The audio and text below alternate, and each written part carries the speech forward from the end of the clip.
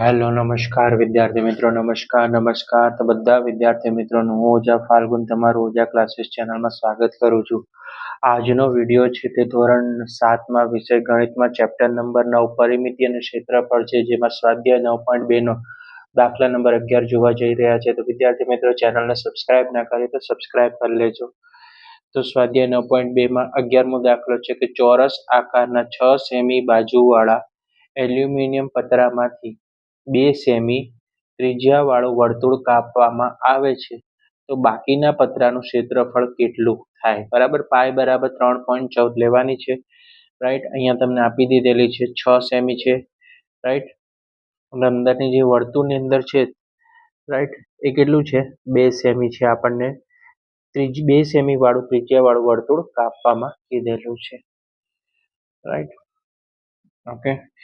તો તમે અહીંયા જોઈ શકો છો લંબાઈ કેટલી છે આકૃતિમાં. તો લંબાઈ આપી દીધી છે 6 સેમી. આ લંબાઈ છે જે અહીંયા 6 સેમી લખી છે. ચોરસના પતરાનું ક્ષેત્રફળ.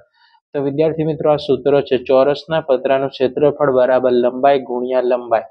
હવે જો ઉપર લંબાઈ 6 સેમી હોય તો અહીંયા પણ જે બાજુમાં પણ કેવી લંબાઈ હોય? 6 સેમી. તો લંબાઈ ગુણ્યા લંબાઈ 6 સેમી ગુણ્યા 6 સેમી, તો 6 ગુણ્યા 6 કેટલા થઈ જાય? 36 સેમીનો વર્ગ થઈ જશે. આપણને મળ્યું ચોરસ પતરાનું ક્ષેત્રફળ. હવે વર્તુળની ત્રિજ્યા કેટલી થશે? તો અહીંયા આપેલી છે આપણને 2 સેમી. રાઈટ. તો વર્તુળના ક્ષેત્રફળનું સૂત્ર, આ વર્તુળના ક્ષેત્રફળનું સૂત્ર છે તો કે પાય આર નો વર્ગ થઈ જશે. તો પાયની કિંમત કેટલી લેવાની છે? દાખલામાં લખેલું છે 3.14 ગુણ્યા ત્રિજ્યા કેટલી છે? 2 છે, માટે 2 નો વર્ગ કરો. ઓકે. તો આપણે નીચે લખ્યું છે 3.14 ગુણ્યા 2 નો વર્ગ એટલે 2 ગુણ્યા 2. તો 3.14 ગુણ્યા 2 ગુણ્યા 2 ગુણ્યા 2 કરો એટલે ટોટલ કેટલું થશે? એનો ગુણાકાર કરો તો 12.56 સેમીનો વર્ગ થશે. આ આપણને મળ્યું તે વર્તુળનું ક્ષેત્રફળ મળ્યું. હવે આપણને કીધું છે ક્ષેત્રફળનો બાકીનો ભાગ કેટલો રહે. તો ચોરસ પતરાના બાકીના ભાગનું, તો 36 સેમીના વર્ગમાંથી 12.56 શું કરવાનું? બાદ કરવાનું. તો તમને 36 સેમીમાંથી 12.56 બાદ કરો તો તમને આન્સર મળશે 23.44 સેમીનો વર્ગ મળી જશે. દાખલા નંબર 12. તો 12મો દાખલો નંબર છે, તેમાં એક વર્તુળનો પરિઘ 3.14 સેમી છે. તેની ત્રિજ્યાને ક્ષેત્રફળ ગણો. પાય બરાબર 3.14 લો. તો વર્તુળનો પરિઘ છે 31.4 સેમી. બરાબર. આ એનું સોલ્યુશન અહીંથી સ્ટાર્ટ થાય છે. પરિઘ આપ્યો છે તે 31.4 સેમી છે. ધારો કે વર્તુળની ત્રિજ્યા છે. તો વર્તુળના પરિઘનું સૂત્ર તો 2 પાય આર. આ એનું સૂત્ર છે વિદ્યાર્થી મિત્રો, યાદ રાખજો. રાઈટ. સૂત્ર છે. તો 2 ના 2 ગુણાકારની નિશાની પાય એટલે કેટલા લેવાના? અહીંયા લખેલું છે 3.14, તો 3.14 લો. ગુણ્યા આર ના આર, ત્રિજ્યા આપણને આપેલી નથી. બરાબર કેટલું? 31.4. બરાબર. તો આર ને આપણે શું કરવાનું? શોધવાનું છે, એટલે એને કરતા બનાવી દો. તો 31.4 અંશમાં આવશે અને છેદમાં શું આવશે? તો કે 2 ગુણ્યા 3.14.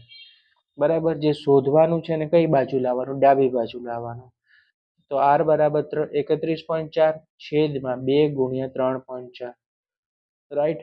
તો હવે તમારે શું કરવાનું? તો આ 31.4 છેદમાં 2 ગુણ્યા 3.14 નું શું કરવાનું? ભાગાકાર કરો. તો આર બરાબર કેટલો મળી જશે વિદ્યાર્થી મિત્રો? 5 સેમી મળી જશે. રાઈટ. હવે વર્તુળના ક્ષેત્રફળનું સૂત્ર આપણે લખશું અહીંયા પાય આર સ્ક્વેર. તો પાયની કિંમત 3.14 ગુણ્યા આર આપણે શોધ્યો 5 નો વર્ગ. બરાબર. અહીંયા વર્ગ છે એટલે વર્ગ લખશું. 3.14 ગુણ્યા 5 ગુણ્યા 5, વર્ગ હોય એટલે 2 વખત લખવાની એની સંખ્યા. તો 3.14 ગુણ્યા 25 કરો તો કેટલું મળે? 78.5 સેમીનો 78.5 સેમીનો વર્ગ. બરાબર. રાઈટ. ડાયરેક્ટ 25 લખી નાખો તો પણ ચાલે, અને નીચે 5 ગુણ્યા 5 કરીને કરશો તો પણ તમારો જવાબ એ જ આવશે. રાઈટ. દાખલા નંબર 13. ફૂલોનો એક વર્તુળાકાર બાગ 4 બાજુથી 4 મીટર પહોળા રસ્તાથી ઘેરાયેલો છે. બાગનો વ્યાસ છે 66 મીટર છે અને રસ્તાનું ક્ષેત્રફળ કેટલું થાય? પાય બરાબર 3.14 લો. હવે તમને કહી દીધેલું છે કે વ્યાસ છે, જે વર્તુળની અંદર વ્યાસ આપ્યો છે 66 મીટર છે. સોલ્યુશનમાં લખવાનું કે વર્તુળાકાર બાગનો વ્યાસ 66 મીટર. ત્રિજ્યા હંમેશા વ્યાસ કરતા અડધી હોય, માટે ત્રિજ્યા બરાબર r બરાબર 66/2. માટે ત્રિજ્યા બરાબર r બરાબર કેટલી મળશે વિદ્યાર્થી મિત્રો? 33 મીટર મળી જશે. રાઈટ. હવે વર્તુળની ત્રિજ્યા r બરાબર 33 મીટર વત્તા 4 મીટર. 33 મીટર જે આપણે શોધી એ અને 4 મીટર જે આપણા રકમમાં આપેલી છે. માટે 33 વત્તા 4 મીટર, તો વર્તુળની ત્રિજ્યા છે આપણને કેટલી મળી? 37 મીટર મળી ગઈ. હવે આપણે બહારના વર્તુળનું ક્ષેત્રફળ, તો એનું સૂત્ર લખશું આપણે કે પાઈ આર નો શું થશે? વર્ગ થશે. અંદરના વર્તુળનું ક્ષેત્રફળ તો પાઈ આર નો વર્ગ. પણ જો બહારના વર્તુળનું લખતો હોય તો આર કેપિટલમાં લખવાનું, અને અંદરના વર્તુળનું ક્ષેત્રફળ લખતો હોય તો સ્મોલ લેટરમાં લખવાનું. બરાબર. હવે કીધું છે રસ્તાનું ક્ષેત્રફળ, તો રસ્તાનું ક્ષેત્રફળ pi r square minus pi r square. બરાબર. ઓકે. હવે પાઈ જો હવે બંનેમાં શું કરો? પાઈને કરતા બનાવી દો એટલે એને બહાર કાઢો. એટલે કે આપણે બહાર કર્યું. કૌંસની અંદર શું જશે? તો કે આર નો વર્ગ કેપિટલમાં અને માઇનસ આર નો વર્ગ સ્મોલ લેટરમાં. બરાબર. બંને લેટરનું ધ્યાન રાખવાનું. હવે આનું આપણે સાદું રૂપ આપીએ તો પાઈ બરાબર પાઈને કરતા બનાવી દઈએ તો આર વત્તા આર બને, અને બીજાનું શું બનશે? R minus R. રાઈટ. હવે જો પાઈની કિંમત 3.14 છે, કૌંસની અંદર આર જે કેપિટલ આર છે તેની 37 છે, પ્લસનું ચિહ્ન છે, સ્મોલ આર ની કિંમત 33 છે. હવે આ કૌંસની અંદર આર જે કેપિટલ છે જે 37 છે, અને માઇનસ આર છે તેની સ્મોલ આર ની કિંમત 33 છે.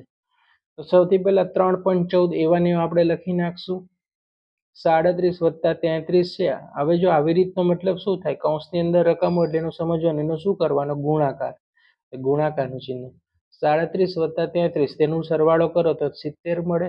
હવે 37 માંથી 33 જશે એટલે શું થઈ જશે? અહીંયા વધશે 4.